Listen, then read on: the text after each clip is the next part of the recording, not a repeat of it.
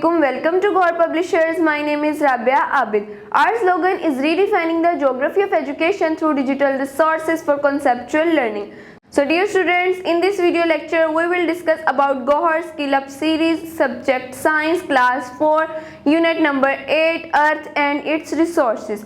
So dear students, हम अपना आज का वीडियो लेक्चर शुरू करते हैं, जिसमें हम सबसे पहले डिस्कस करेंगे अर्थ को कि what is earth, earth actual में है क्या।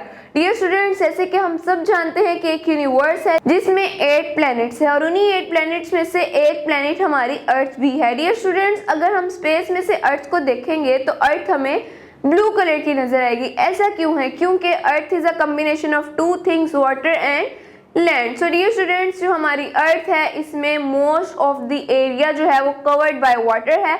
मीन्स कि अगर हम परसेंटेज देखें हमारी अर्थ में वाटर और लैंड की, तो 71% है वाटर की और ओनली 29% लैंड है हमारे अर्थ में।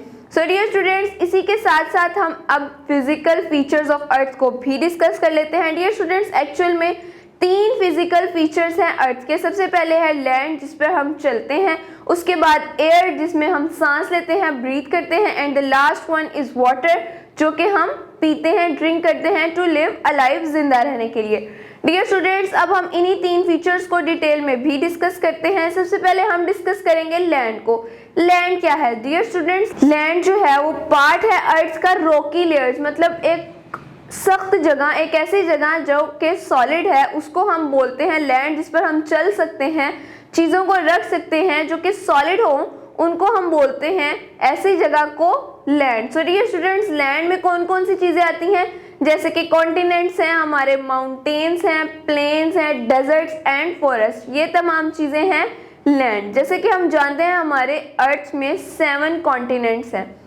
डियर स्टूडेंट्स, कॉन्टिनेंट्स को डिस्कस करने के साथ ही हम डिस्कस कर लेते हैं अब वाटर को, कि वाटर किस तरह से हमारे लिए ज़रूरी है। सो डियर स्टूडेंट्स, वाटर जो है हमें ज़िंदा रहने के लिए, स्टे अलाइव रहने के लिए बहुत ज़्यादा असेंशियल है। हमें ज़िंदा रहने के लिए पानी की उतनी ही ज़रूरत है जितनी हमें ज़िंदा रहने के लिए खुराक की ज़रूरत होती है। सो डियर स्टूडेंट्स, वाटर जो है हम यूज़ करते हैं इन are daily life for cooking and cleaning, खाना बनाने में भी पानी यूज़ होता है और बहुत से और प्रोजेक्ट्स में भी हम पानी को यूज़ करते हैं। डियर स्टूडेंट्स, पानी की जो फॉर्म है ऑन द अर्थ हमें नज़र आती है in the form of glaciers, और जो कि फ्रोजन वाटर होता है। ग्लेशियर्स आपने देखे होंगे, जब बर्फबारी होती है तो बड़े बड़े पहाड़ों पर वो बर्फ जम जाती है, जो कि बाद में ग्लेशियर्स की शक्ल इख्तियार कर लेते हैं। डियर स्टूडेंट्स, वाटर को डिस्कस करने के बाद हम अब हमारे नेक्स्ट पॉइंट की तरफ चलते हैं, जो कि है एयर। जिस तरह से जिंदा रहने के लिए हमें पानी की ज़रूरत है, इसी तरह से एयर भी हमें सांस लेने के लिए बहुत ज़्यादा असेंशियल है।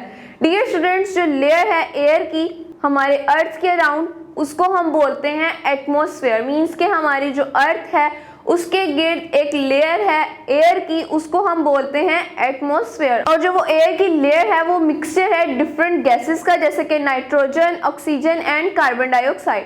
डियर स्टूडेंट्स, अब हम डिस्कस करते हैं कि नाइट्रोजन कितने परसेंट है और ऑक्सीजन कितने परसेंट है उस लेयर में जो कि हमारे अर्थ के अराउंड है। सो डियर स्टूडेंट्स, 78% नाइट्रोजन है और 21% ऑक्सीजन है उस लेयर में।